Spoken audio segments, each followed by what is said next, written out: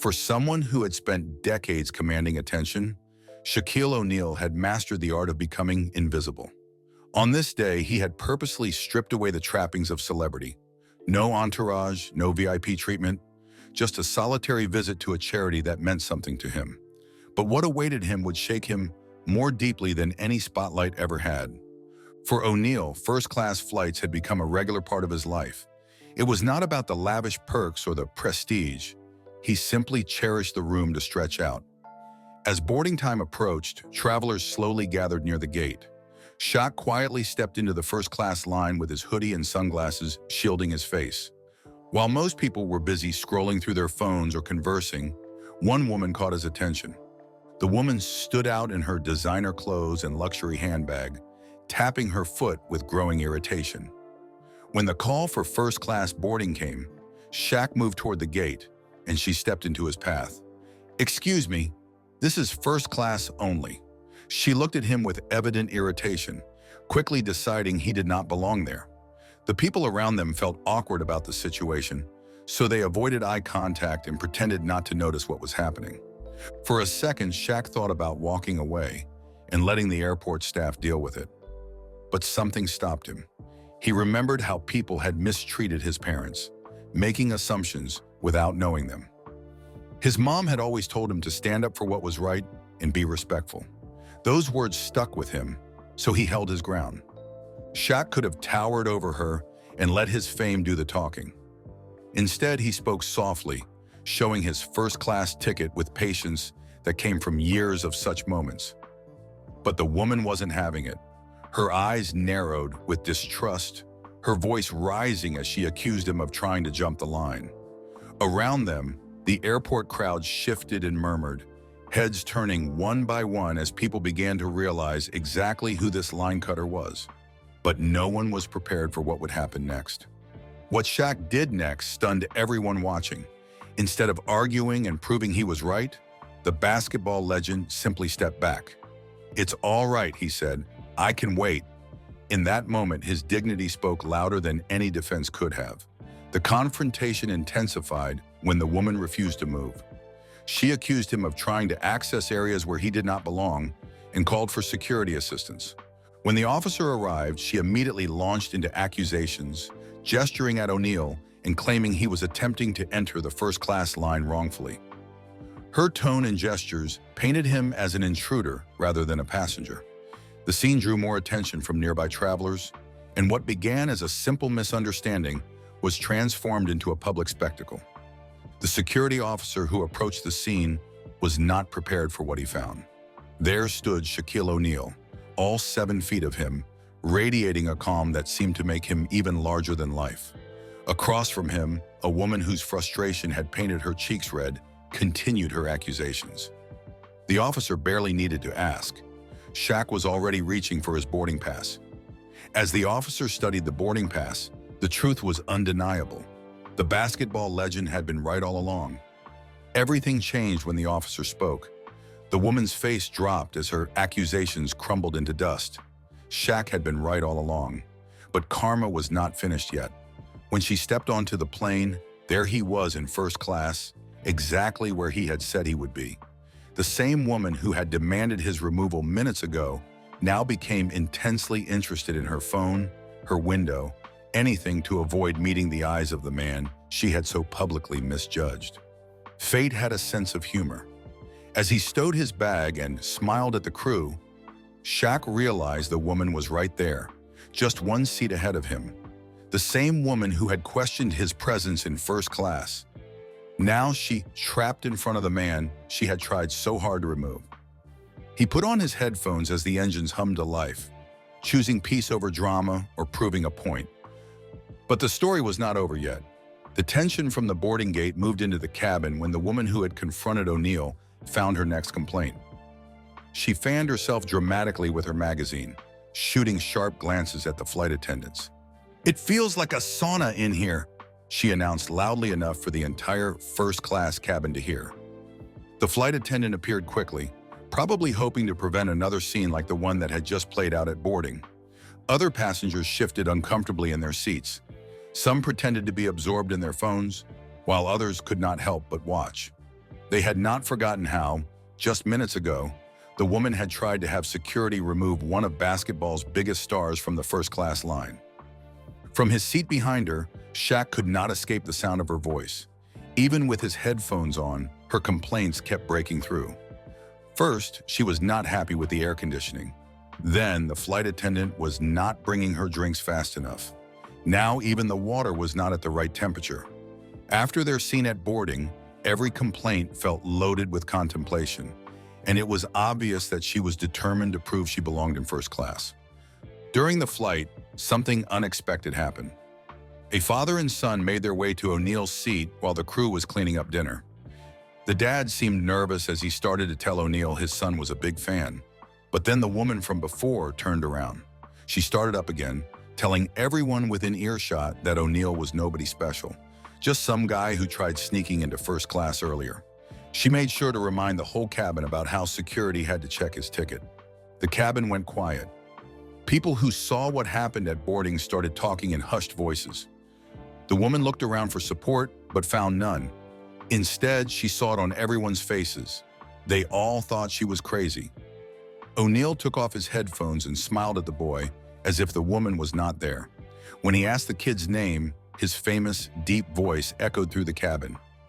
The truth arrived with a simple question. "Mr. O'Neill, would you like anything?" the flight attendant asked warmly.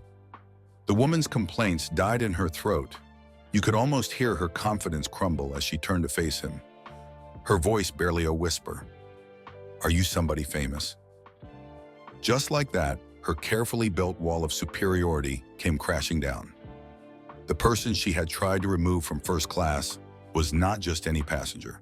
He was Shaquille O'Neal, and she was only now realizing the size of her misjudgment. The moment of truth finally came. Shaq turned to face her, his voice as gentle as it had been at the gate. "I'm Shaquille O'Neal," he said simply. The name hung in the air between them, the same name she might have known if she had taken a moment to listen earlier. "I bought my ticket just like you did," he continued, "but you chose to see what you wanted to see." He let the words sink in, watching as she finally understood how her quick judgments and endless complaints had revealed more about her than about him. Sometimes the biggest moments come in the quietest packages. As O'Neill spoke, the tension that had filled the cabin for hours finally broke. His words carried the power of someone who had faced judgment before and learned to rise above it. The other passengers could not look away. Magazines lay open and forgotten, and conversations died mid-sentence. Everyone knew they were watching something special unfold, a moment that would stick with them long after they had forgotten where they were flying to. This was not just about first class anymore. It was about how judgments could blind people to the stars walking among them, both literally and figuratively. The other passengers watched as the woman who had been so vocal all flight now sat speechless, faced with the consequence of her assumptions. Her earlier confidence vanished as she faced O'Neill, barely able to look him in the eye. She managed a weak, "Sorry," but it felt empty after everything that had happened. Her words could not undo the assumptions she had made or take back how she had treated him. The change in her was like night and day. The woman who had stood so tall with her accusations was now shrinking in her seat, desperate to apologize. But Shaq did something unexpected. He gently waved her apologies away. "I don't need your sorry," he said softly. "I'm fine. I've lived this before." Then he paused, making sure his next words would stick. "But what about the others? The ones who don't have my name or my fame to protect them? The ones you judge before you know their story?" His words hung in the air, heavy with truth. "They're the ones who need your apology. They're the ones who feel the sting when someone decides they don't belong somewhere based on how they look." What happened next elevated a simple airport dispute into something far more profound. Instead of accepting her rushed apology and letting fame smooth over prejudice, Shaq chose to illuminate a harder truth.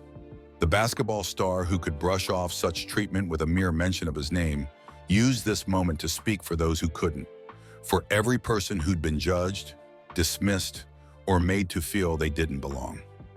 The cabin fell quiet as Shaq settled back, but the silence did not last long. One by one, other passengers found their voices. A man who had witnessed everything unfold spoke what everyone was thinking. How one person had shown nothing but rudeness, while the other responded with endless patience. "Now we all know who's really first class," he said. The words landed with perfect weight. Everyone understood he was not talking about the price of their tickets. Then another woman shared something personal. She explained that her son dealt with the same kind of judgment. She thanked O'Neill for saying what needed to be told and for speaking up when others might stay quiet.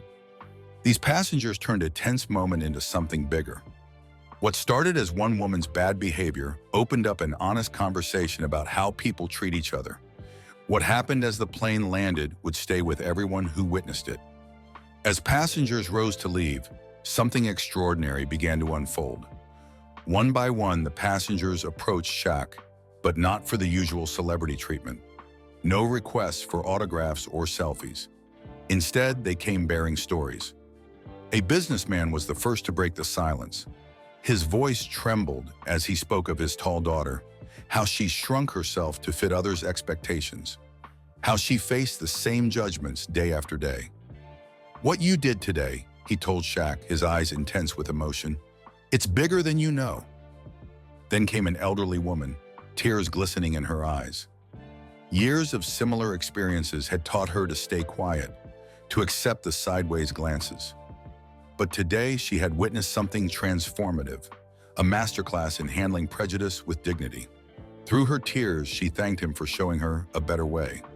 The woman practically ran off the plane, keeping her eyes glued to the floor.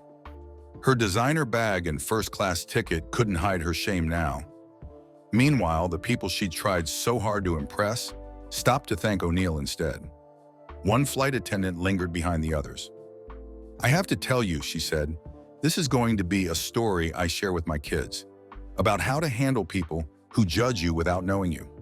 The woman who'd been so quick to judge was long gone by then, but the lessons she'd left behind would stay with everyone who witnessed it. The excitement was electric when O'Neill arrived at Children's Memorial that afternoon. Kids in wheelchairs and others sitting cross-legged on the playroom floor watched eagerly as he brought out signed basketballs and jerseys. But while they were hoping for stories about basketball glory, Shaq had something more powerful to share. A lesson about dignity he had learned just hours before on a flight. A small girl in a wheelchair asked if the situation made him angry. O'Neill explained that staying calm was hard, but it mattered more than getting mad. Then a quiet boy wearing a baseball cap spoke up. Through tears, he shared how people stared at him because of his treatment scars. O'Neill sat with him longer, talking about what really counts. Not how we look, but what we do. Something shifted in the room as O'Neill spoke. These were not just kids meeting their hero anymore. They were experts in their own right, sharing battle stories about standing tall in a world that often tried to shrink them. A 10-year-old girl described how people always talked over her head to her parents. A boy with crutches mentioned the pitying looks he got at the mall. As the afternoon stretched on, not a single child asked about championship rings or slam dunks. What had been scheduled as a quick celebrity appearance turned into something neither he nor the children would forget. An afternoon where a basketball legend and a room full of kids taught each other what true strength looks like. As O'Neill made his way down the hospital hallway, a nurse caught up with him. What she said further lifted his spirit. She explained that these kids had met plenty of celebrities before, but today was different. 6 months passed before O'Neill flew through that airport again. The same officer spotted him and was eager to approach him. Things had changed for him too. He had moved up to head of terminal security and had been working on something important. The officer greeted him warmly, like running into an old friend. He wanted O'Neill to know what happened after that day. They were using his story in their training now. They even showed the video of how he handled things. That one moment sparked real change, the officer explained. He mentioned how it transformed their approach to similar situations. The airport staff learned to handle bias incidents better because O'Neill stayed calm that day. O'Neill smiled at the unexpected impact of that day. What started as an unpleasant encounter had become something bigger, a lesson in dignity that was still making waves months later. What do you think of Big Shaq's reaction? Let us know your thoughts in the comments. Thanks for watching. We will see you in the next video.